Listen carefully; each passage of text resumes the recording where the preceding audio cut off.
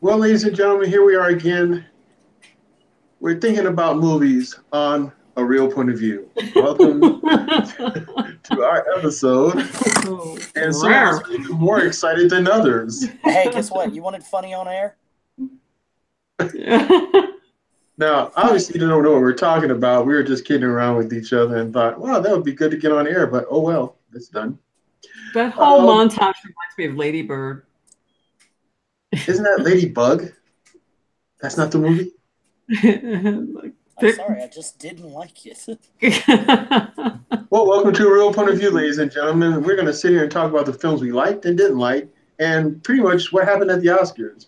I'm your resident host here, Greg Morgan, and I'm the film critic online here at The Real Movie Guy. And then we've got the movie maven herself, Miss Karen D. And also joining us is sometimes hilarious man who doesn't pick a bad movie, Mr. Stephen C. Don't go see Lady Bird. And go what?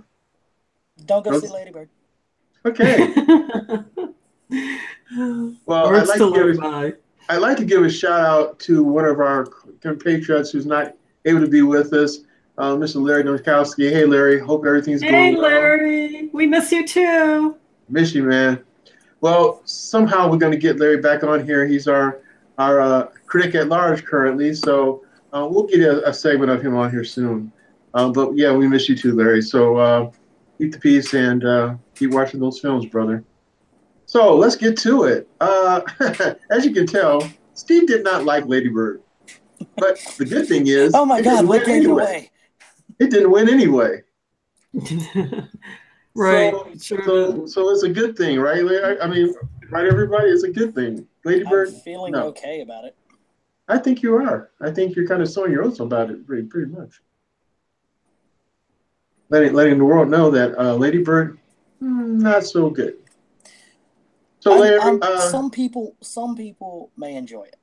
Some people, I mean, people went to go see it, so it's not like it bombed at the box office. It did. People went to go see it. Obviously, some people may have gone to see it a second time.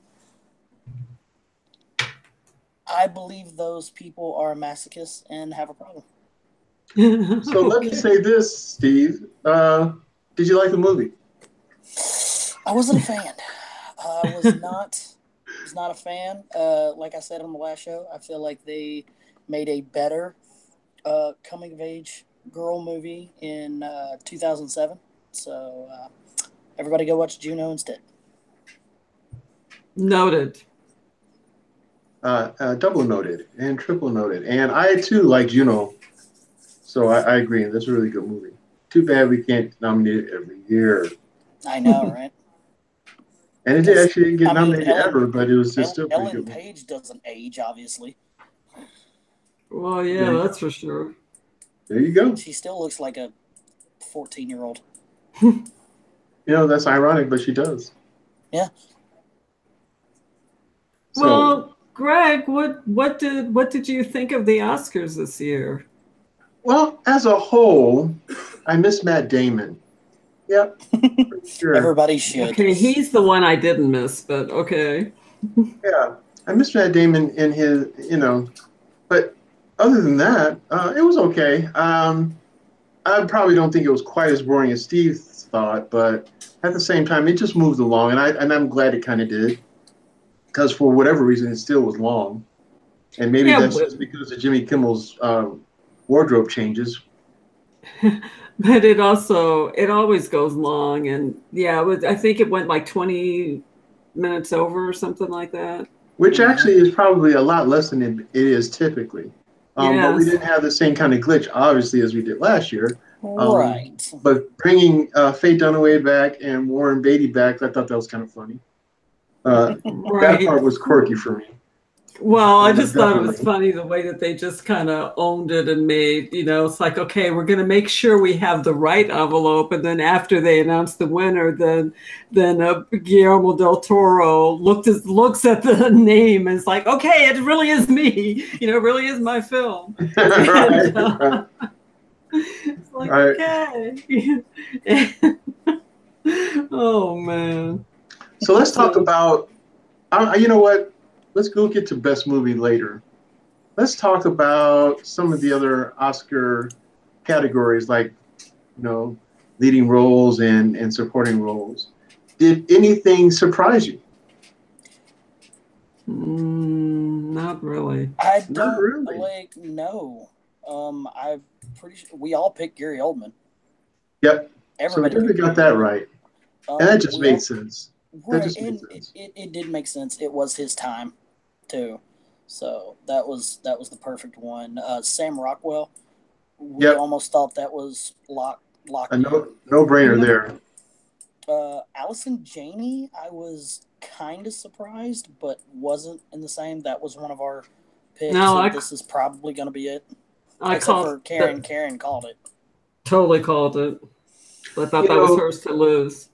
yeah, and I thought to myself, obviously, my compassion was toward Mary J. Blige because I saw that movie and I really enjoyed that movie and I thought she was really good in it.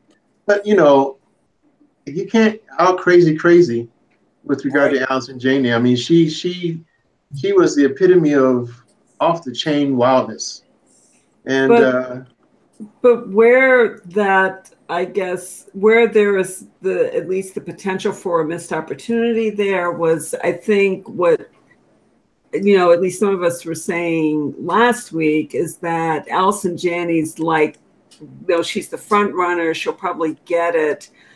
And she gave a great performance. But in terms of, layers and subtlety, I don't know if that particular character, that particular performance really rises to that. There were that's why the person that I wanted to win, in my wished category was either Mary J. Blige or Laurie Metcalf in, the film that shall not be named. But also Mary J. Blige in Mudbound, because I thought, there you just got like a wider sort of gamut of, complexity in terms of character. I don't know how complex Allison Janney's character was really. I mean, she was just, like hell on wheels and, a really horrible person, but, there wasn't a lot poignant about her, in my opinion. And see, I thought she was crazy, and I guess that she's projecting and what the actual true life character is, true life person is. But I wasn't overly a great fan of the film, and I'll be honest, I didn't see the whole thing. But what I saw didn't impress me, and she didn't impress me other than being mean and cruel.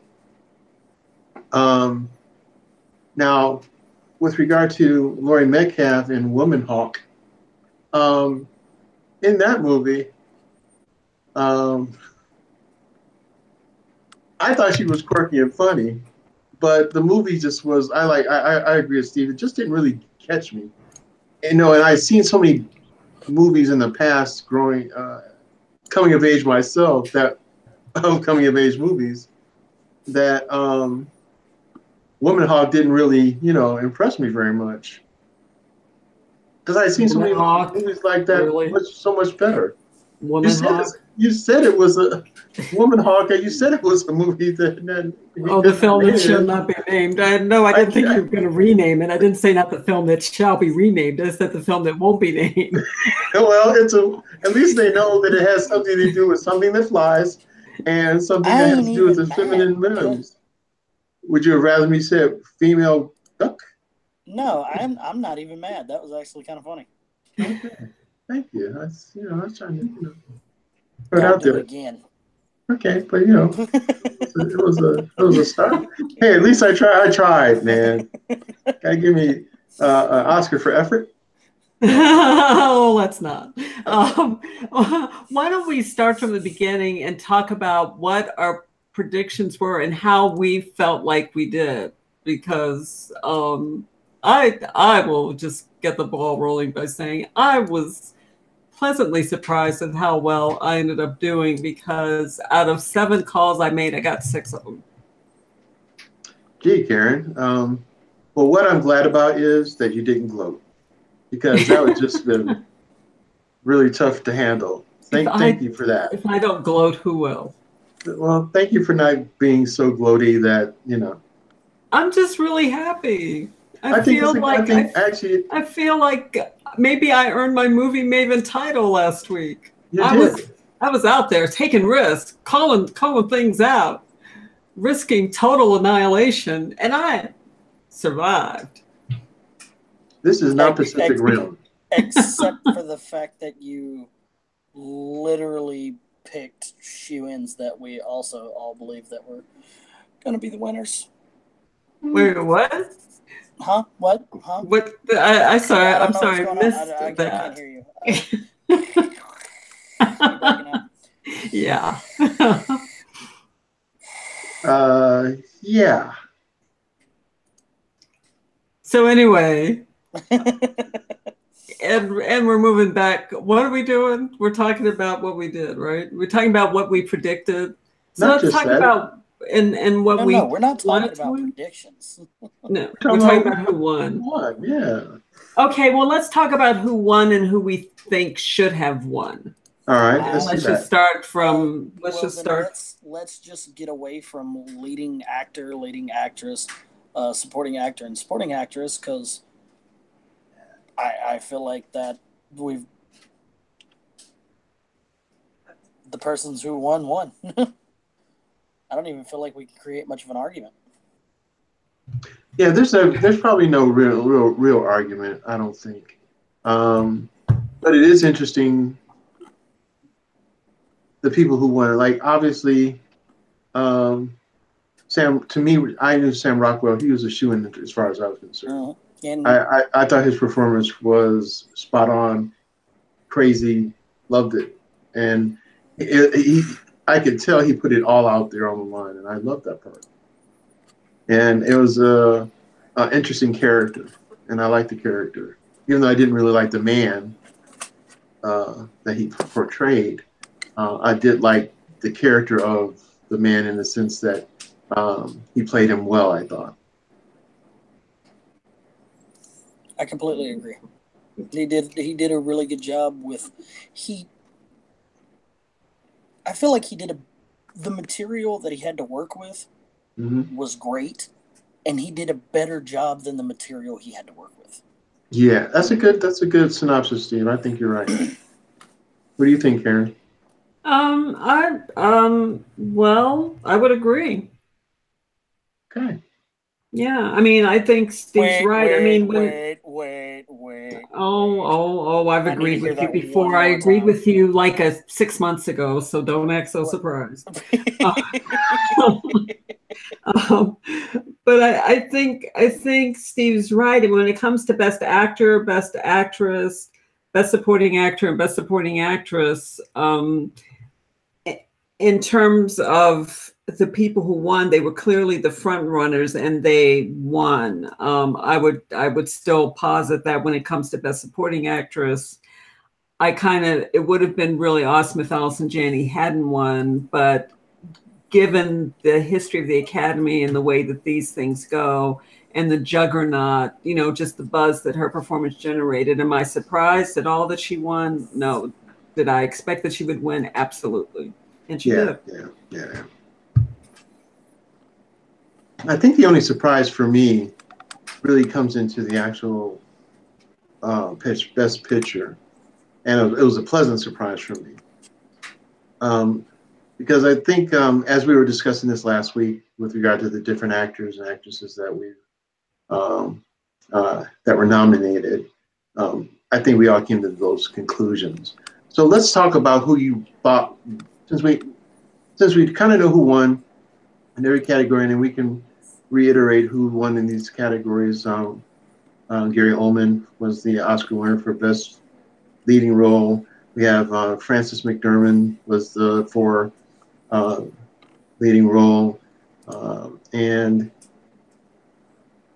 Sam Rockwell for Best Supporting, and Allison Janney for Best Supporting. Those are the people that were front runners. Those are the people that we really expected to win. But who did you really want to win? That's the real question. And why do you think they didn't?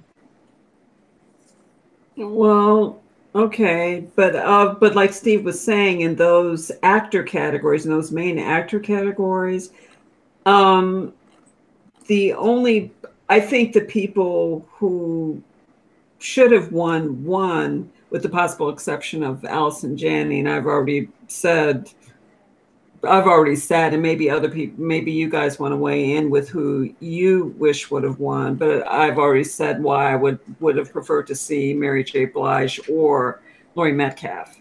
And I think I said that last week too. They were on my wish list. But maybe you guys want to weigh in. I think Gary Oldman absolutely positively should have won Best Actor.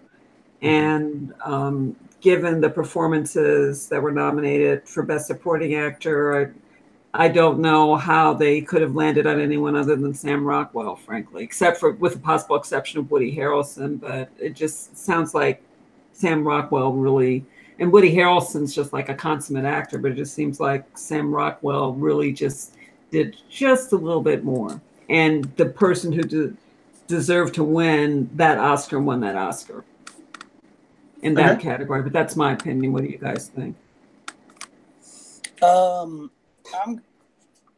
completely agree with the supporting actor. If they'd have given it to Christopher Plummer for some reason other than Sam Rockwell, that was one that I said that I wouldn't be surprised about, having seen All the Money in the World. I don't feel like he did as great a job as Sam Rockwell did, but I feel like he did a stellar job of playing the character he had to play and being the greedy, kind of narcissistic individual that he was playing.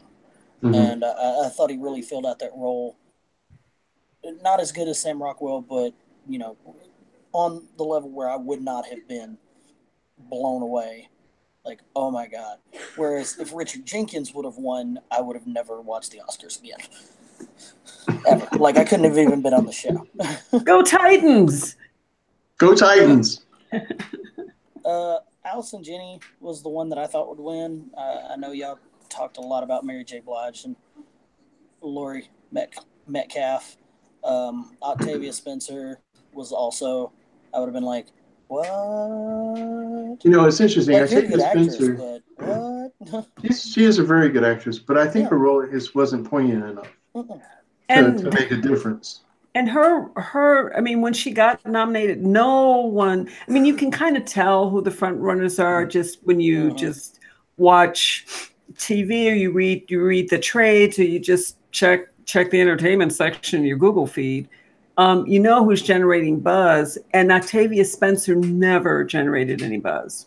And I love her as an actress, but you know, she's dealing with, my opinion, she's dealing with the Best Supporting Actress Oscar curse, which is desperately trying to find some compelling role after you win the Oscar.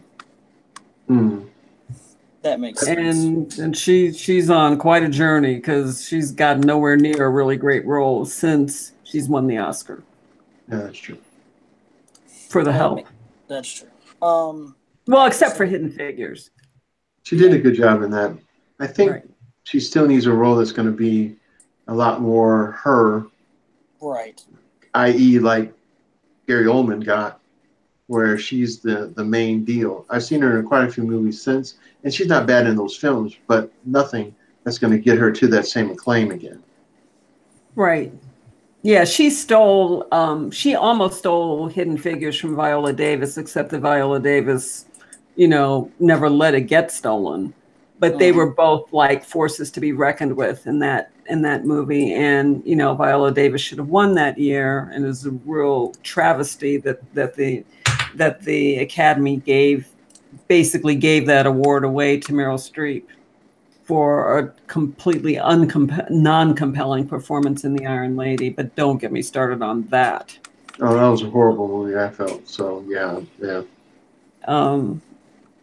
So anyway, But yeah, so Octavia Spencer's dealing with that. So I wasn't looking for her to win. She wasn't on my wish list to win at all for Best Supporting Actress. And Allison Janney, I won't say she didn't deserve it. I mean, it's more an issue for me of the Academy, what rises to the level of what they will award. And to my mind, because of who the members are, they're not supposed to get swept up in the typical things that your average movie going audience gets swept up in. That's what, I mean, I think that's the theory, but the reality is that they do get swept up just like everybody else does. And so there is likely to go for, like there's likely to get sucked in by front runner status or by glitz and glamour. And that's why they have all those parties. That's why they have those gifts and those campaigns that happen as soon as before Oscars are even announced, when it's award season and people are deciding who to nominate. There are all those campaigns because the members are human and they get sucked in, they get pulled in. Makes sense. Well, we know that because of La La Land. Oh my God. That's another story. Okay. Yeah, let's make that the film that shall not be named. Okay.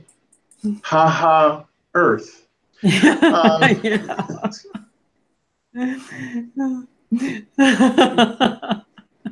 So we won't talk about Ha Ha Earth anymore. Plane of existence. Thank you. And we won't say the word dancing. Let's say oh my God, was that dancing? Rhythmic rolling around.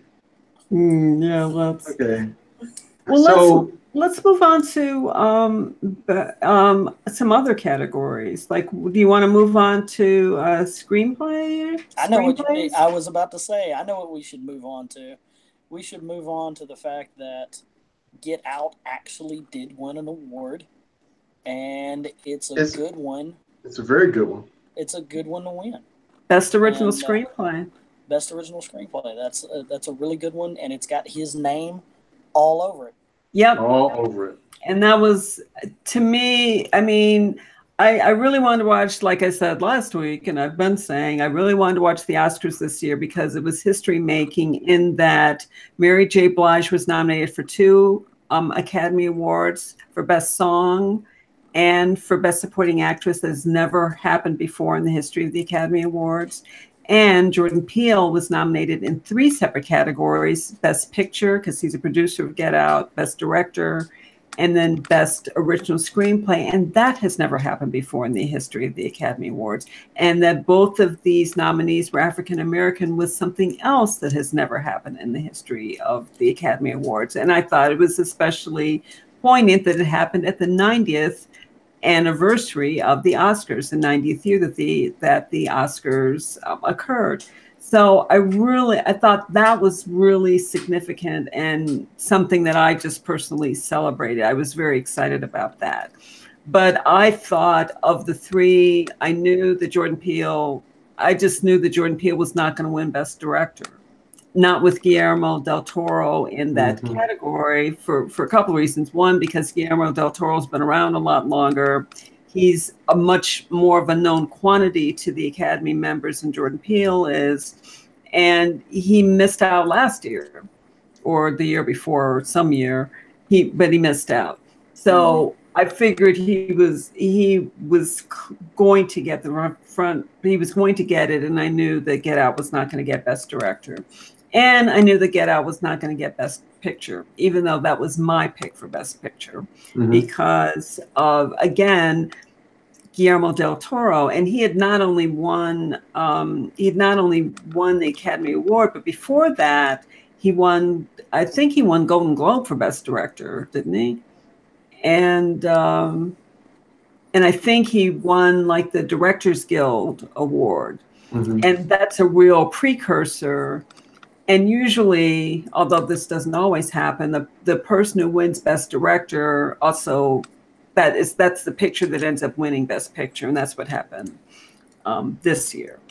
So, you know, so that only leaves that only leaves best original screenplay. And his screenplay was really, Jordan Peele's screenplay was really stunning. So I figured out of the three, I was really hopeful that he would at least win that one, because I knew he wasn't going to win the other two. Well, guess what? Your wishes came true, because that's what he did. Yeah. But that was really something. It was awesome to see him up there accepting the award. And, you know, and again, this is something that's never happened. No African American has ever won Best Original Screenplay. Sweet. And I'm not even. I'm trying to recall when an African American was even nominated for Best Original Screenplay. I'm still trying to figure out if they're going to let us vote him for president instead of Oprah. Okay, let's not poke the bear. Well, the last person who poked the bear, that bear came a running. So, yeah. But anyway. He's still trying to, you know, get better after that bear attack. Now, the bear should have won it. Oh, we're not talking about that Academy Award. No, we're not. We're talking about that. Would you stick to the subject at hand? Hey. Stick to the script. Okay, well, I've got something that's going to really irk Karen right away. And I'm going to bring it up because my favorite picture of all the films that were in the Academy Awards was in this category, animated feature film. And it was not Boss Baby. You know they're thinking about adapting that into a TV series? Are you kidding me? Yeah, no. I just wanted to ruin your lives for a second. No. Just no. Just no. See, we can't say the other part of that because Nike would get us for brand infringement. But no. Yeah, please no. Please no. No. Please, baby. No, baby, please. No. Oh my God. Now they made that a TV series. I know. That's crazy. She gotta have it. Well, my favorite film of the whole Academy Awards, a tearjerker, and I have to admit I wasn't going to watch this, but you, Karen, you persuaded me by saying, wow, this is really good. And I thought, that doesn't usually persuade me. But then you said, no, it's really, really good. And I thought, she used a lot of reallys, so I might as well give it a shot. My favorite film of the whole Academy Awards was Coco. Oh, I love that movie. One of the most wonderful films, educational films, heartwarming films, film about family, film about sacrifice, betrayal, murder. I mean, this film had everything in it. And it utilized everything in a very even keel. Mm-hmm. There wasn't one thing that truly outshined the other, except maybe a little bit about family. Family outshined because that was really the focus. Right. But other than that, the movie just had ebbs and flows and crescendos and diminuendos and all kind of wonderfulness. And you never got lost. No matter how long the movie was, you never felt like it was long. And it gave you, the viewing audience, a bit of resolution of your own. And I just love this film. So thank you, Karen. I'm being very sincere now in that I thought I was not going to give this movie a time of day at first. And after your, I think, complete explanation and your cheerleading for this film got me to watch it. And I would suggest this film, and I have been suggesting this film to pretty much anybody that will listen to me. It is a really good film. I was telling our mother she should watch it when she gets a chance. And yeah, I've been raving about this movie because it wasn't at the top of my list of movies to see either, and I just happened to catch it and completely mesmerized and just so pleasantly surprised with what a beautiful film this is. And frankly, this maybe should have been a contender, not for just Best Animated Picture, but for Best Picture. I agree. And despite the fact of Uh, I really enjoyed the movie that actually won the Academy Award, the top film. Um, I think Coco would have gave it a run for its money if it was allowed to be injected into that same framework of films that were nominated for Best Picture. Because I honestly agree with you, Karen. I think it was one of the best ones I've ever seen. It's definitely the best one I've seen this year. Mm-hmm. This viewing season for the Oscars, but may not be my all-time favorite film, but it's up there. So it's now among my favorite films ever seen. So Yeah, me too. thank you for that. Sure. How about you, So Siri? Did you have an opportunity to see? Did you say you saw Ferdinand? No, Okay. I actually haven't seen any of them. I still need to check them out, except for evidently Boss Baby. yeah, Um, don't do that.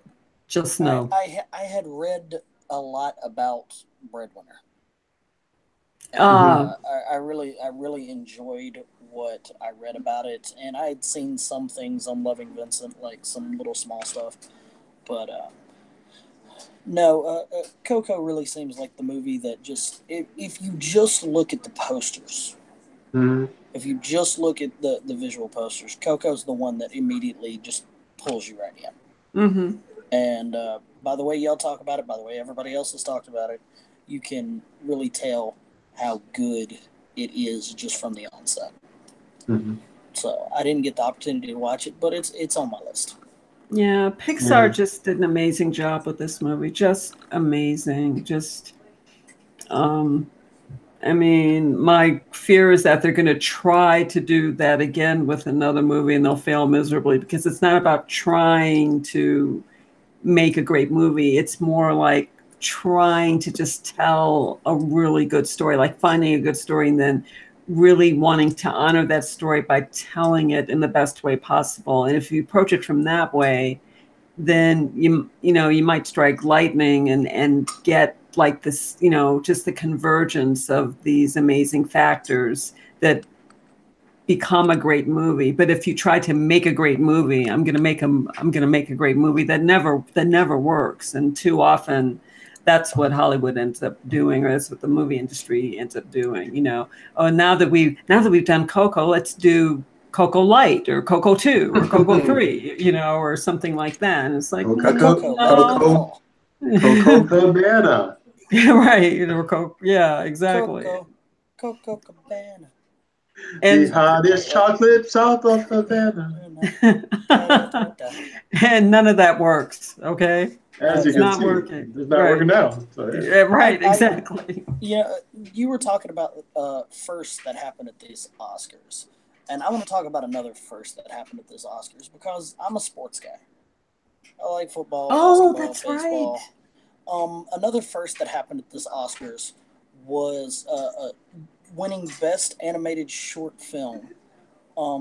Was Dear Basketball, Yeah. which is an animated feature story from Kobe Bryant Mm-hmm. and That's right. his 20-year career, and from his youth to going through that career with all of his dreams and his achievements and everything else. And I got to see a little bit of this movie, and it was very something inspiring to show to people who are coming up and enjoy sports and enjoy the game of basketball and just sports in general, just to hear him talk and to see the artistic directions that they went and things like that. It was Mm-hmm. it was actually a really good job. But this is the only player with five NBA championships and an Oscar. Yeah. How about that? Right, How right. about So, that? and when we talk about sports, there's been so many athletes that have crossed over into movies and done a good job.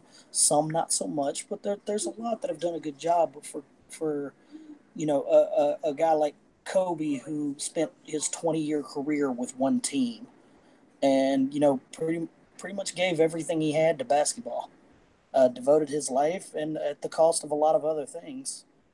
Um, and to be able to share it with other people and get the we'll say glory of being able to say not only is he an NBA champion, he is an Oscar winner. Right. And his speech kind of added to that too, and the fact that he understood how big of a moment it was. And honestly, he was talking about it's probably the best award he's ever gotten, his favorite award that he's ever gotten. And, yeah, that's true. Because of everything he devoted to basketball, and then this coming also from basketball.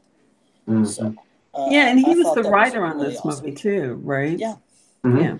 I know it's a lot of it's his words and his thoughts and everything. So pretty much, yeah. Right. But no, I thought that was really awesome and interesting. Yeah, that was, and I'm so glad you brought that up, because that's something that definitely should not, go without, observation on this show, because that was pretty amazing. And I'm hoping, I mean, the problem with short films is that they don't get a lot of play. They're either, trailers, or they're preview type things, or they're packed in. You might see them in film festivals, but you don't see them in typical theaters. Even if they win the Academy Award, you still don't, a lot of times you don't see them. Sometimes you do, but it's really haphazard in terms of that. So hopefully, this film will make its way to Netflix or Amazon or something like that, so that people can see it. I would like to see it, because I mean, I wouldn't call myself a sports person, but I've always liked basketball, and that's one. I go to basketball games, and and they're, the basketball is fun. So I'd be very interested in seeing that. I'd be very interested in seeing that movie. And basketball in our family is a pretty big deal. So on both sides of the family, so it's very, very interesting subject that made it to a film about basketball, an Academy Award-winning film. Definitely got to see that. Right. So yeah, I hope so. Yeah, I would definitely like to see that. But that was one of the surprises, and it was good to see that. So Yay. what else do we want? Yay. Yeah. So what else? Let's talk about best writing adapted screenplay, since we're on screenplays. That one, James Ivory won for Call Me by Your Name. Go ahead. Please continue. I wish I could be more of a commentator, I wish I could help you, but I did not see the movie. I feel like this movie has an audience, and I am not that audience. Well, I guess I will say I mean, I can't say that he was. I'm trying to recall who the nominees were in this category for best. Mudbound, The Disaster Artist, Logan, and Molly's Game. Okay, so for me, on my wish list was probably more Mudbound or Molly's Game. It was the Aaron Sorkin. I'm not a huge Aaron Sorkin fan, although he has done some things I like, and I still like seasons 1 and 2 of The West Wing, for example. But I really like the idea of Molly's Game, especially since it's based on true events. And Mudbound, I just, when it was announced on Netflix, I thought, this is awesome. This looks like a really interesting, film, and covering something that hasn't gotten a lot of coverage in movies or in TV. So yeah, that I thought that, was definitely a contender.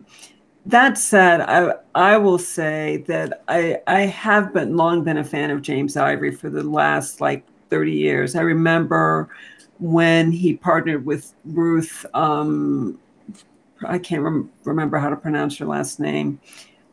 She won an Academy Award before she died, and the Merchant part of Merchant and Ivory. He won the Academy Award before he died. They both passed on, but they were like a writing juggernaut when it came to what people typically call art house films. And one of my favorite movies of all time is called Morris. Came out in I want to say like 87 or 88, something like that. And I remember we covered that before, because I remember you saying Morris was a really, really good film.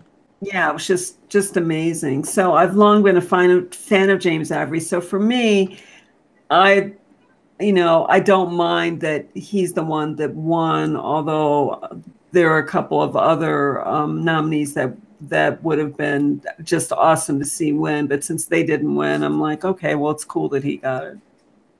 Yeah, I'll be honest with you. One of the movies that impressed me last year, and I saw early last year, was Logan. I thought that it was well acted, of course, but I liked the storyline.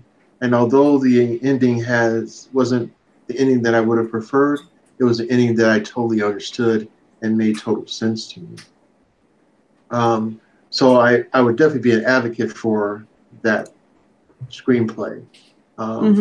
It was, I thought, well done, and made total sense to me, and helped me truly understand the essence about the life of this man and all the things he had to go through, and how in this time of his life, how hard his life was, and the things that he still had to deal with, and all he wanted to do was be left alone.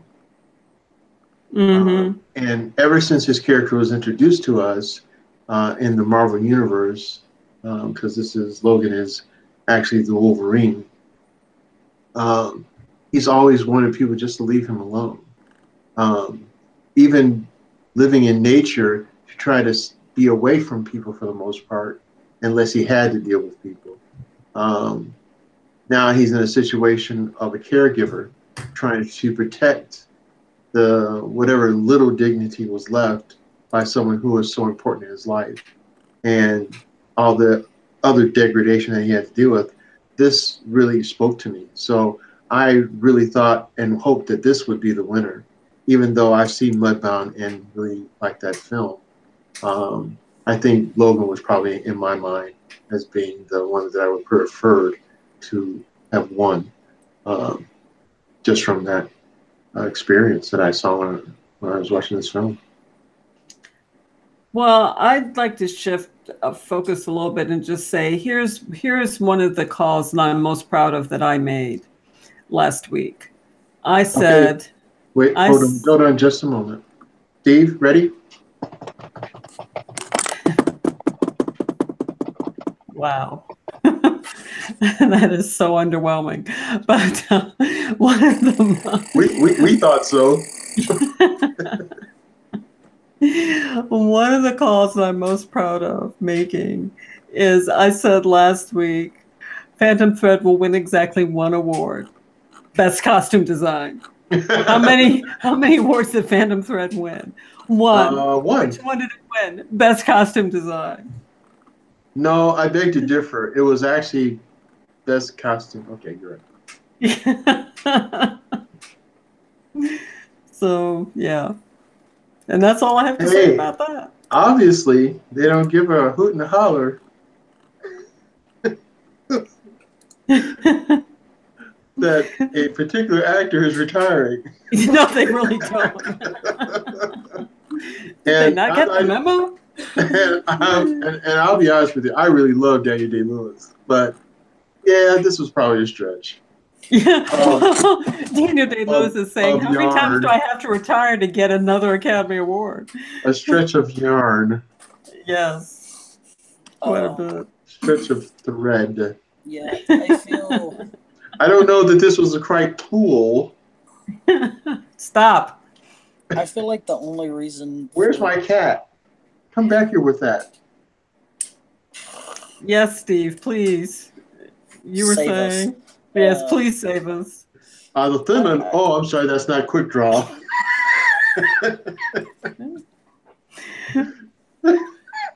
Whatever. So what were you saying, Steve? Uh, I'll be quite honest. This movie might be great, but to me, it doesn't look. Looking at simply just Best Picture. There's one movie. Well, technically, there's two movies. Let me stop myself before.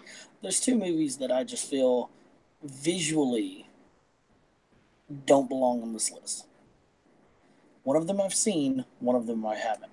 But I can sit there and give Lady Bird that kind of credit because, yeah, I said it. I don't care. I do what I want. Because it is, again, it didn't bomb at the box office. People no, it didn't. People enjoyed this movie. So I can see it being on the list because it is a coming of age movie. Okay. And so that helps its cause moving forward with people. Phantom Thread for Daniel Day-Lewis, I can't see how this movie, watching the trailers, watching little snippets here and there, but not really seeing the entire collective. I love Daniel Day-Lewis. I've loved him in every single thing he's touched up to this point. And it's just like, it feels like this was it feels like if I don't think he was even trying to win an Oscar. I think this is the movie he handpicked to go out on because he wanted to be this character.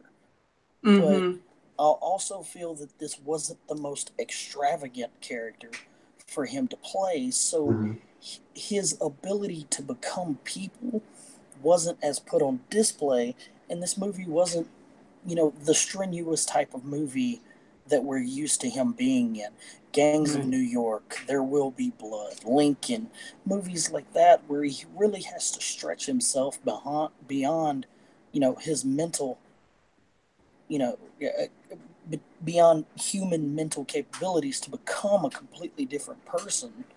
I feel like this movie wasn't that stretch, and honestly, it didn't show his range as an actor that we've come to see. I could be wrong. Like I said, I haven't seen the movie collectively, but of what I have seen, I feel like there was a lot missing for this movie, and it really didn't belong in the category. Like best costume, maybe like I don't know if it was in like an original screenplay or anything like that, but other than that, I really don't see anything for him to hang his hat on and be like, oh shucks, I didn't win. Right. Yeah, and I'll be honest with you, the fact that it made this list really surprised me because it did not have very much, as Karen alluded to. It wasn't big buzz about this film.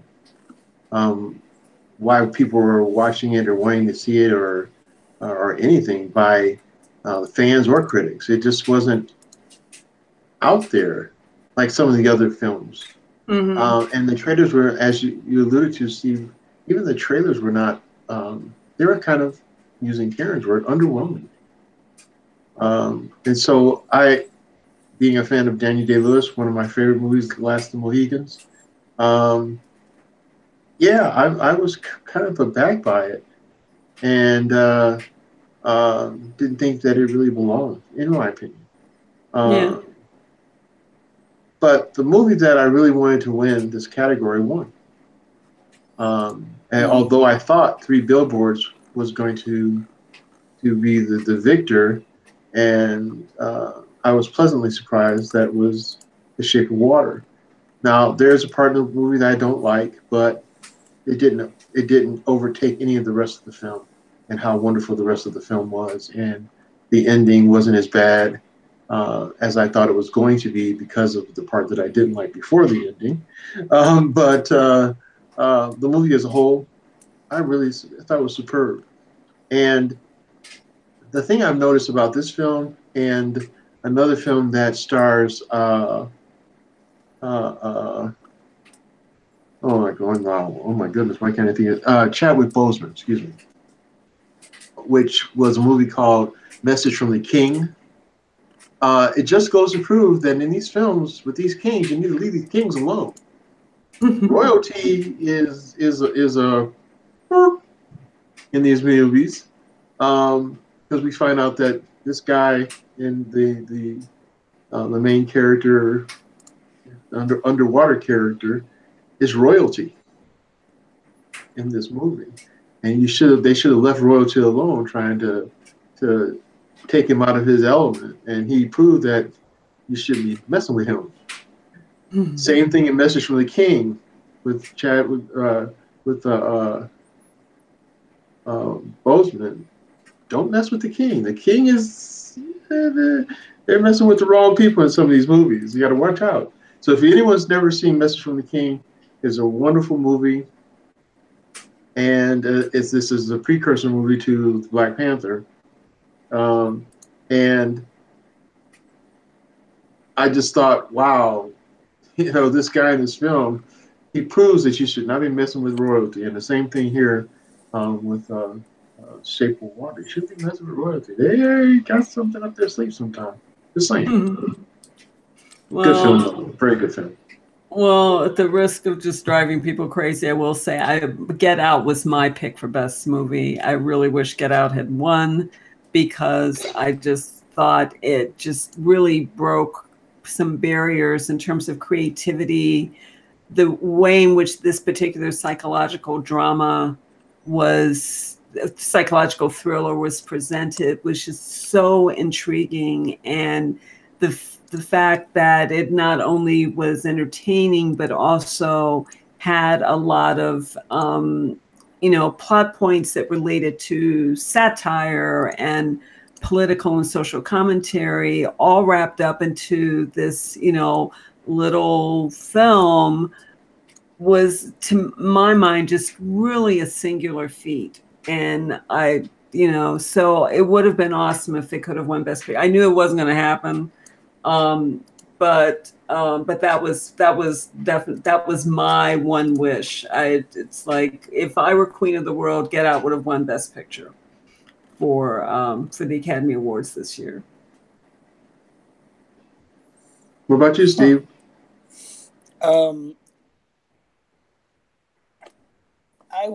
Shape of Water was kind of on the list of what I thought was going to happen. 3 Billboards, I figured they might. The movie is, commanding enough to have swiped the Golden Globes for Best Picture Drama, and then turn around and swipe the Oscars for Best Picture. Right. Especially with actor in a supporting role, actress in a leading role, going ahead and taking those 2 awards. I feel like that pretty much sealed it for Shape of Water. They were like, we gave them, so now we're gonna go with the other one we had to choose from. I felt Get Out was the major dark horse of those 3 movies, being as original as it was, being obviously getting great a directing nod for the nomination, winning for best screenplay, that they valued this movie above some of the others in these categories. But it just, he's got time. So maybe that's what if you've got this, you're young, you're really getting into this now, let's see what you can really do. Yeah. And I feel like that's the only reason it really, that's one of the major reasons it wasn't a true winner in this category. But it was easily those 3 movies. They may be looking for the quote unquote body of work from Jordan Peele. Mm-hmm. And Guillermo del Toro has a body of work. He clearly has that. And even the director of 3 Billboards, certainly has that more than Jordan Peele does.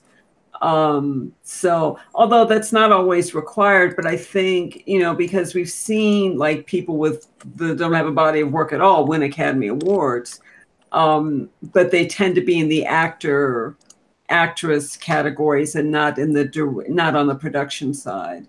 On the production side, the Academy generally tends to, favor the people with the quote unquote body of work and the people who are known quantities, as opposed, over people who are not as well known. So not at all a surprise that Guillermo del Toro won. And it was probably deserved too. I don't know. But my personal favorite was not The Shape of Water. It was Get Out. Makes sense. Makes sense. Well, with the Academy Awards being over, with the films that they've assessed now, looked through and winners have been picked and all that good stuff. What do we look forward to for this year? Is there anything out there that you've seen so far that you think will end up on uh, the ballots in this next year Academy Awards? I gotta say, I would not be surprised if Black Panther is the first Marvel movie to get the nod. You took the words out of my mouth. You're welcome. Um, that being said, I feel like it's going to be hindered by how early it came out. Oh, of course it is. Now the question is, when we look back at it, because it was such a good movie, it did such a great job.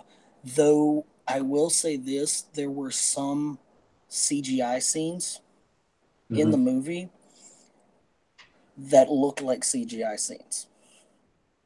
Okay. And I feel like if you're gonna do, it's sometimes it's inescapable when you're doing so much CGI in a movie, but you have to do such an amazing job covering that up and making it look more realistic. And I feel like if anything, and it wasn't just once, it was a few times in the movie, and I feel that's a small hindrance when you do cinematography and stuff like that. Well, let me ask you this. Let me ask you this. Body of work wise, I feel like it's definitely up there. Well, let me ask you this. Taking that into context, when you saw the film, did you see it 2D or 3D? I've seen both. In looking at both, was it much more apparent in the 2D or was it more apparent in the 3D? And you think because it was in 3D, then the utilization was necessary? I saw it in 3D first, so the view wouldn't be askewed, and I noticed it then. Okay. Seeing it in 2D, it is possible that me seeing it for the second time, and I didn't see them like back to back. They were like, it was like a week apart. Okay. So it wasn't like I went to go see it and it was completely fresh in my mind from the last time I'd seen it. But I still noticed, and it could be because I had already seen that it could have just translated individually what I was watching. That it was like, oh, this is that scene, and not meaning to do it, but just mentally, I was just like, that was that scene. So let me ask you one other question in addendum. Overall, do you think the cinematography was well done? I do think as a whole, yes, it was. Again, it will be interesting to see where we get, um, going into next year, going into January of next year, versus us being a month removed from Black Panther. Because if you look at the movies that have come out recently, there's really only two three in my mind that have a good chance, and I haven't seen any of the three of them, even though I want to see all three of them. Okay. But that have a chance, not necessarily a chance to completely stand up to it, but a chance to be in there. One of them being Death Wish, which of course is the remake with starring Bruce Willis, directed by Eli Roth. The remake of the one with Charles Bronson. Right. Also, Vincent D'Onofrio is in it. Anything Eli Roth touches generally doesn't go very far when it comes to awards, because he's most known for the, horror thriller crazy guy. But it looks good. Red Sparrow, starring Jennifer Lawrence. I believe the Black Widow story that we're just not getting. Kind of movie. It's possible. Marvel. I mean, that's possible. It's a little bit different. And Annihilation with Natalie Portman, directed by Alex Garland. It seems like a different kind of movie. Like it's got that interesting aspect to it where something comes to the planet and it kind of alien-ish, and it slowly starts to change everything around it. What was the movie that came out a year ago with Jeremy Renner and I believe Forrest Whitaker was in it, where the ship comes down and they're trying to translate? And Rival, yeah. Amy Adams was in it. Yeah. I feel like this movie has got that feeling to it, except a little bit more interesting. Okay. Because Arrival was very, very panned. Me personally, I want to see The Gringo. Yeah. Do y'all know anything about that? I've heard of that. Yeah, it's this guy who goes to make a deal across the border in Mexico. What is his name? David Oyelowo? Oh, David Oyelowo. Yes. He is playing the main character in it, and he is just this scared guy that's trying to sell weed pills or trying to get money for weed pills because his company is, putting that on the market. And then there's more to it than that, but he gets kidnapped, he gets money stolen, he gets guns put in his face, he gets beat up, and he is panicking the entire time, and everybody else is okay.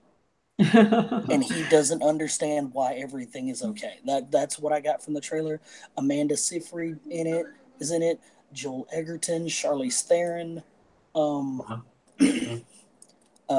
Nash Edgerton is the director of it, and it just looks absolutely hilarious. It came out today the 9th?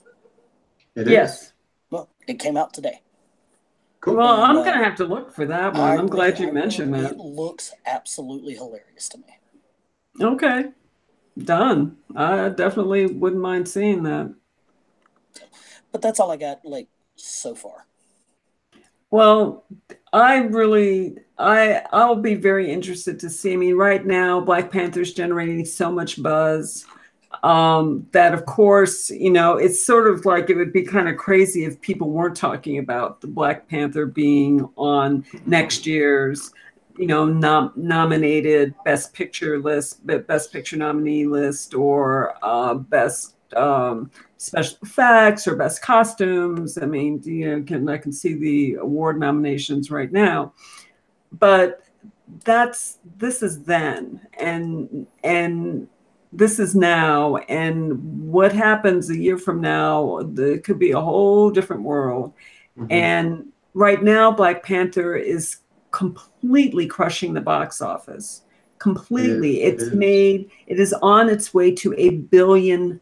$1 billion, which is just crazy, just completely wow. And I'm sure, Ryan Coogler was like, I never thought $1 billion, and I'm sure the investors were like, thank God we put our, sold our houses for this movie because we are making bank.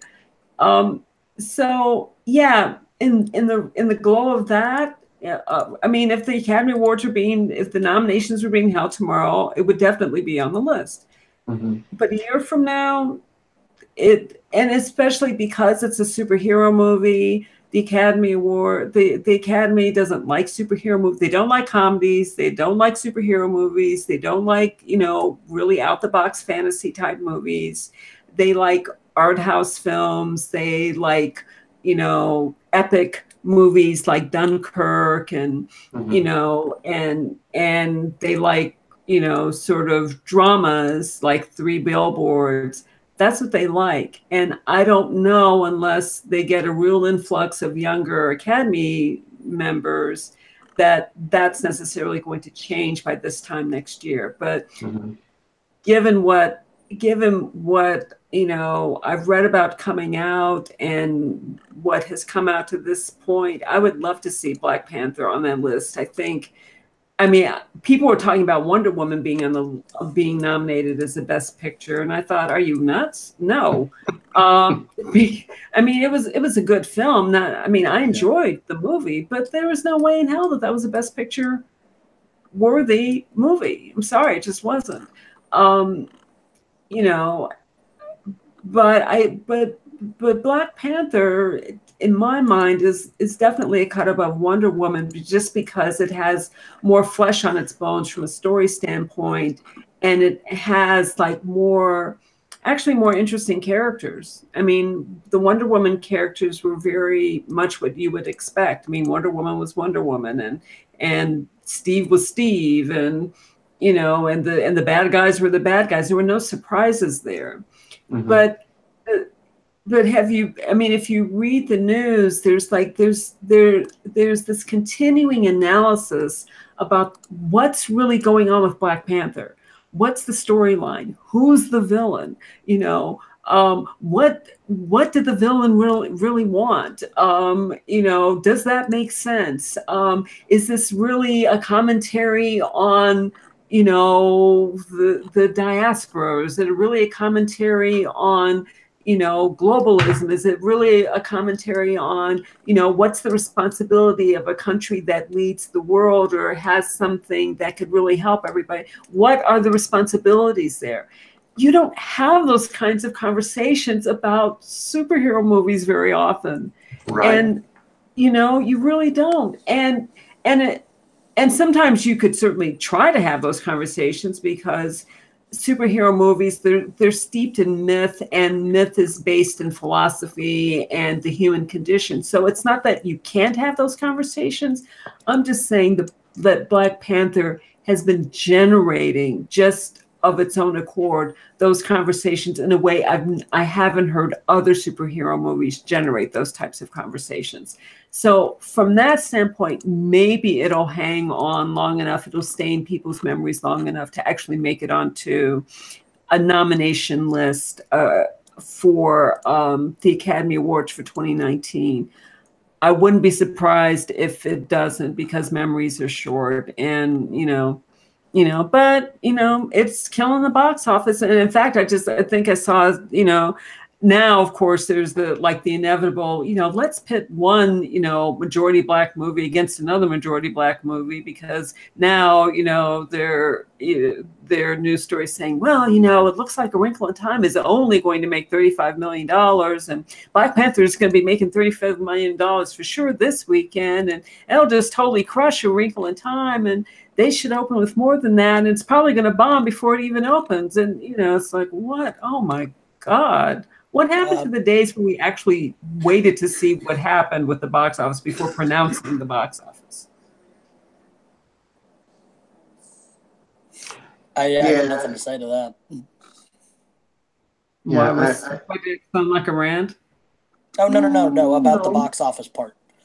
No, Yeah. about the box office part. When did we wait? Because, I mean, they are killing movies months before they hit the box office because of a certain movie came out at a certain point in time, or a certain movie is going to come out at a certain point in time.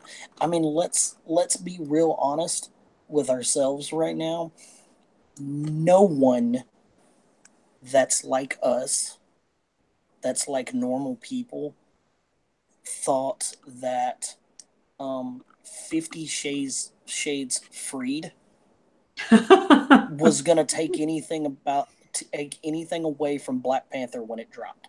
Right. But there were people that were saying that when that movie came out on February 9th, that on February 16th, there were people that were going to go see that movie instead of going to go see Black Panther, and that was going to take away from Black Panther, and Black Panther wasn't going to open as strong as it was supposed to, and blah, blah, blah, yada, yada, no one cares. So true. Like, that's the same point. I mean, like, Black Panther is going to hurt other movies because people are still going to see Black Panther. Mm-hmm.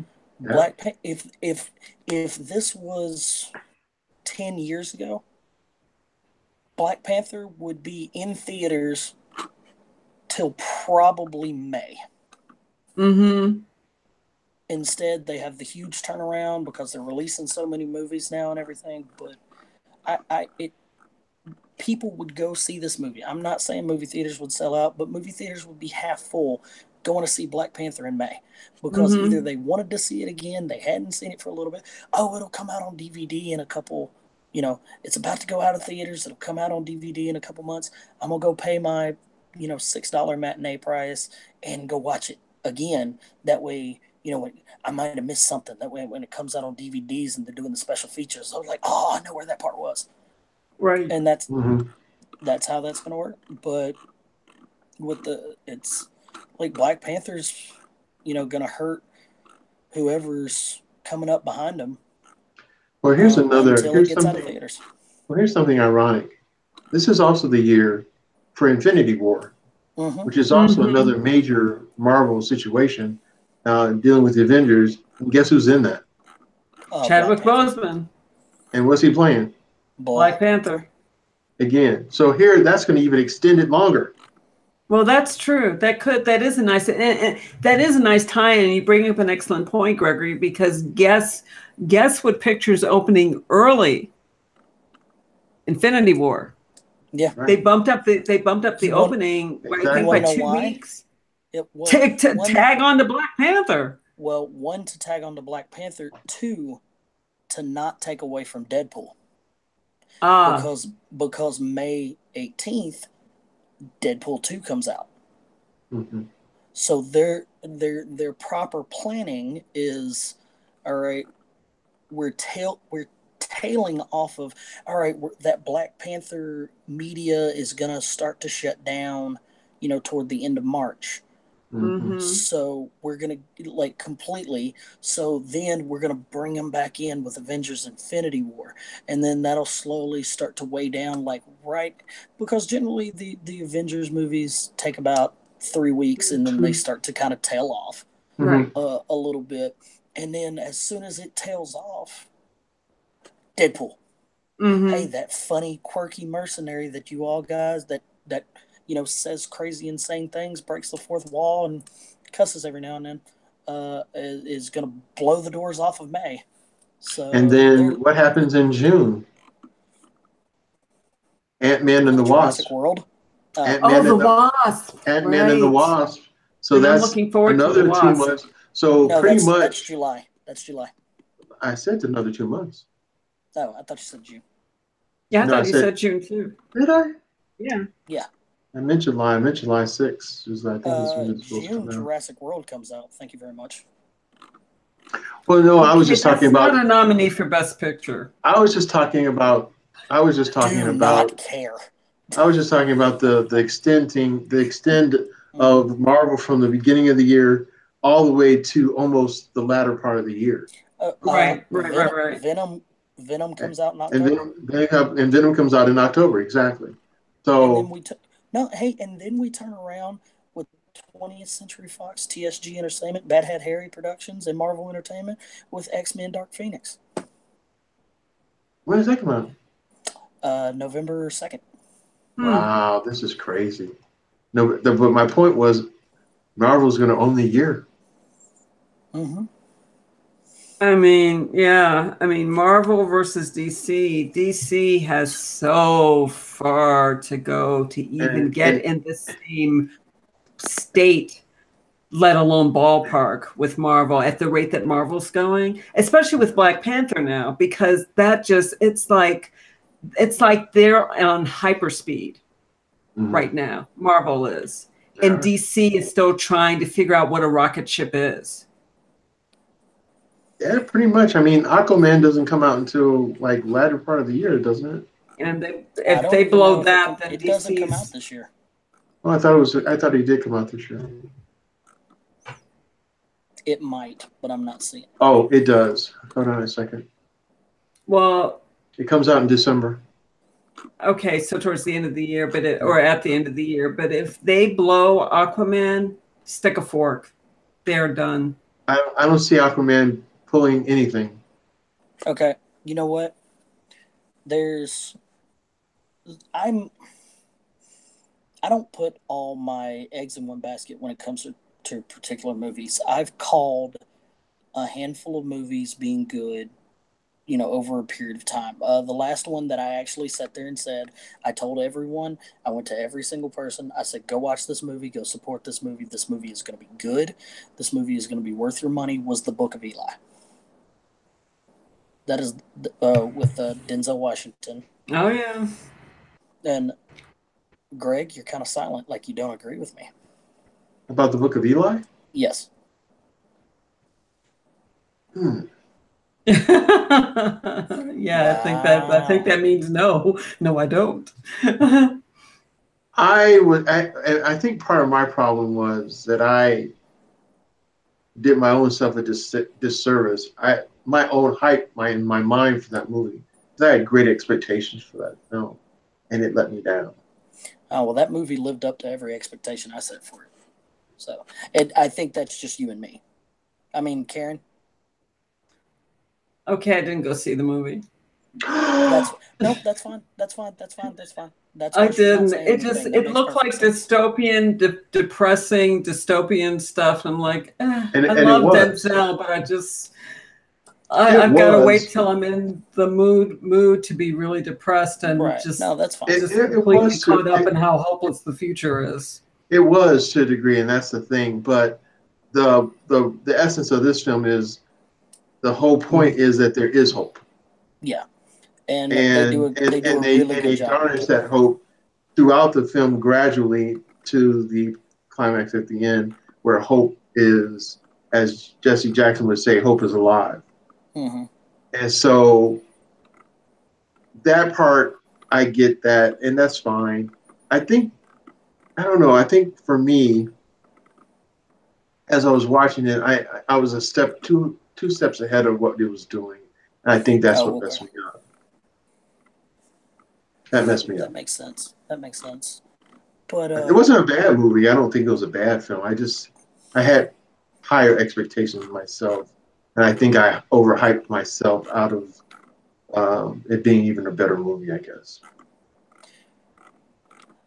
there's just definitely three movies that I could see. Well, one is a personal of mine, but there's three movies I could see getting some sort of Oscar nodding. Definitely. One of them is, I believe it comes out in June. Yeah, June 15th. Incredibles 2 comes out. Incredible, what? Incredibles 2. Oh, Hmm. Incredibles too. Oh, Yeah, best animated, yeah. possibly. Bet I see that being best animated all the way. Mm-hmm. Um, the end of December, Mary Poppins Returns comes out. Oh yeah, with Lin Manuel Emily Blunt. Miranda Emily Mm-hmm. Blunt. and Lin Manuel Miranda. Um, and of course, Karen's favorite, Meryl Streep. Don't get me started. But I feel like that one's going to have a lot of hype. My personal one that I'm looking forward to the end of the year is Alita Battle Angel. I feel like this is going to be an epic.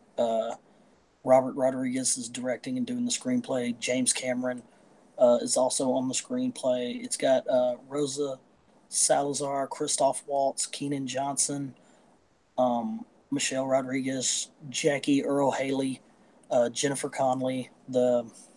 It's it's based on a manga graphic novel that has been adapted into animation before, but this is James Cameron's baby.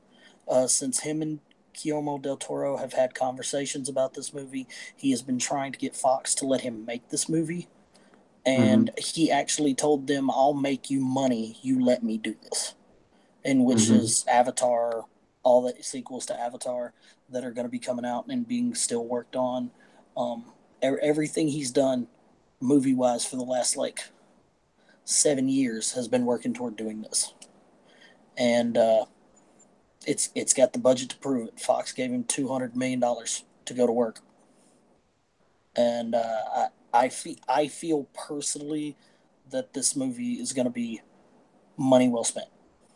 Now, was this a favorite anime film for you? I mean, anime character for you, Steve? Is that It's it's just the all around story. It does have that dystopian kind of uh, Blade Runner esque style to it, mhm. but it's just a little different. Okay? But I feel like it's gonna get that kind of uh, hype toward the end of the year.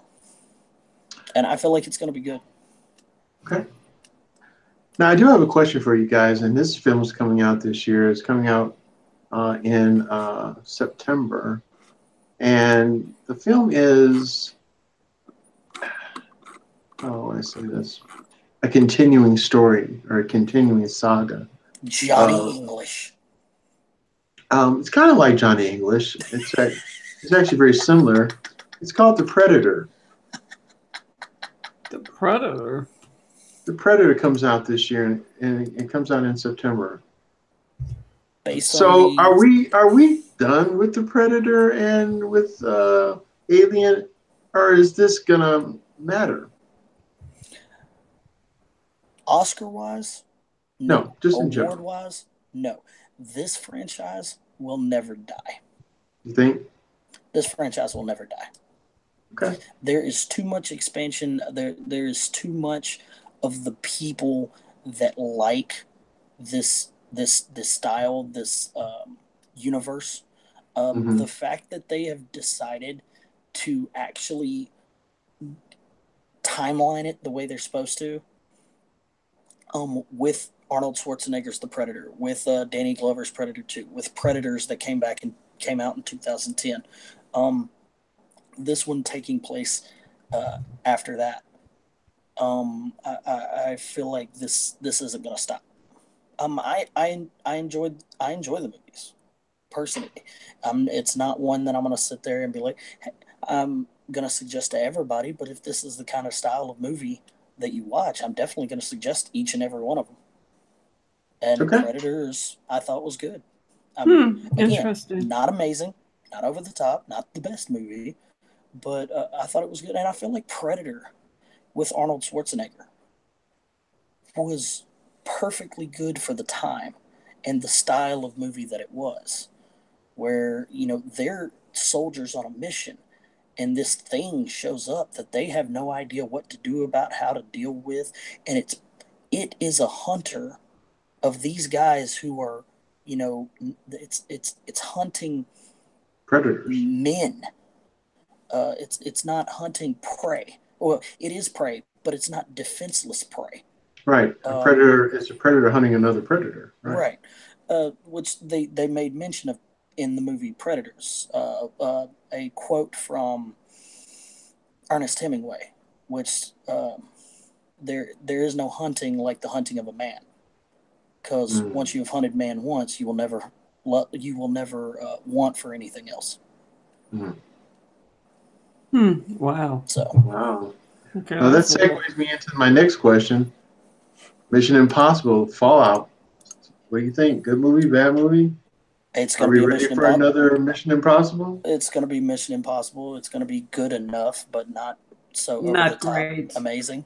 And hopefully they'll get back on track, because the last one, I mean, I love the series, and I really think Tom Cruise is awesome in it, but the last one, even for me, a fan, it just seemed a little tired. Like they kept retreading the same ground over and over again. It was like, okay. And even if you're doing something like that's completely amazing from a stunt standpoint, if that's all you're doing, it can still become boring, just kind of like, oh yeah. Okay, so he's being thrown through the air at 800 miles an hour and he landed on the head of a pin. Well, I've seen that before. It's just, you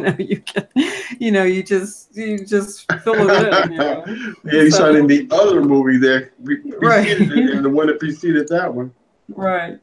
Yeah, they're supposed to be some like they keep upping the ante for, I'm going to throw you more. I'm going to throw you more. And it's like, okay, well, I don't really feel like playing that particular game, because it still doesn't, guess what? That still doesn't take the place of a good story. It still doesn't take the place of putting in the time and the effort into character development, so that I actually give a crap that you're flying through the air at 800 miles an hour and landing on the head of a pin. But if you're not bothering with that, I don't care that you're doing that. I really hate to say it, but it's one thing that you can quote me on this if you want to. It's the one thing the Fast and the Furious series is actually doing correctly right now. I've heard that.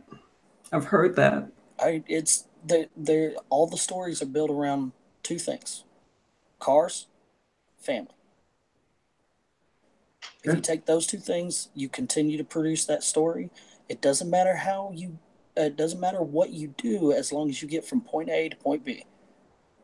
You start the movie, you have cars, you end the movie with family, and it keeps the story going, and it keeps people interested because it's something that we, not necessarily the car part as valuable as like Greg and I talked about the way it used to be, but family is still important to just about everybody on the planet.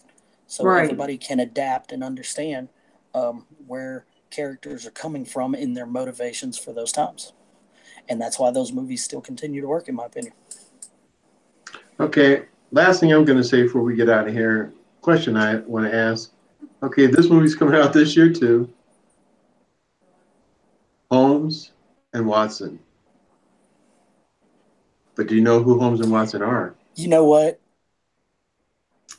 You know Oh, what? I should know. It's Will Ferrell and John C. Riley. Oh, that's right. Brother Rice High School in the house. You know what? Where's Richard Jenkins, though? If he's not in it, I don't care. Oh, that's. I will. I will. I will. I am. The last John C. Riley, Will Ferrell movie I went to go see, I had to watch 3 times. Why did you have to watch it 3 times? Talladega Nights? It took me 3 times. Oh, no, Step Brothers. Oh, Step Brothers. Why'd you have to watch it 3 times? Because it took me 3 times before I actually found it funny. When you know, you could have stopped before time 3 and just said it's not funny. You know, I could have, but I didn't want people to think I was a quitter. So what do you think? I think it's going to be funny. I think it might and be I think the material that they have to work with might actually make it a better movie. Because with Talladega Nights and with Step Brothers, you know, Talladega Nights, you had a lot to work with, but it was still their own original thought process in how they wanted to do it. With Step Brothers, it's a completely original thought process in how they wanted to do it. With Holmes and Watson, there's only so many directions you can go. So you really got to do all your comedy and all your, you know, slapstick stuff, you know, with slight restraint. So it'll be interesting to see kind of how they do that.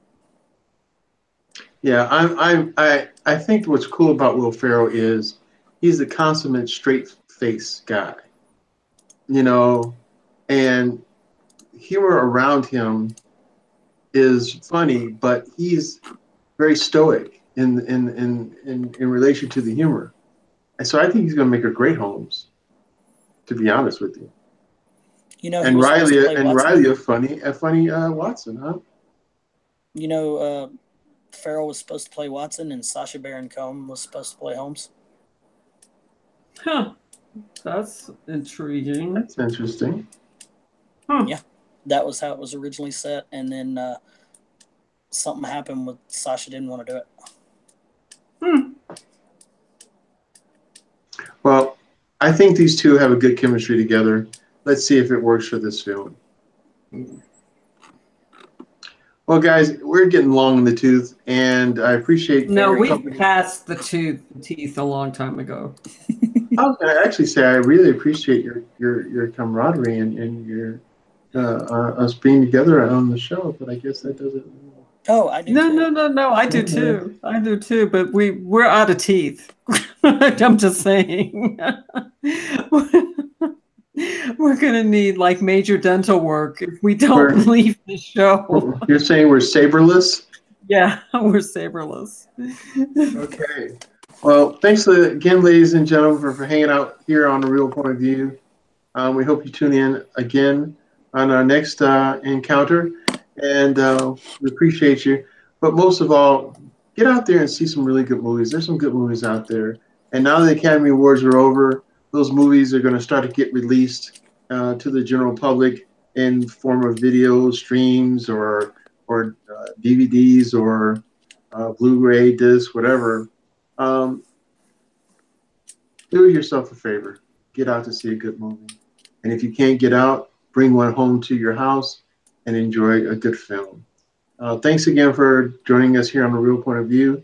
Check out our YouTube channel and have a wonderful night. Take care, Karen. Take care, Steve. Bye, everybody. Night. Peace. Bye.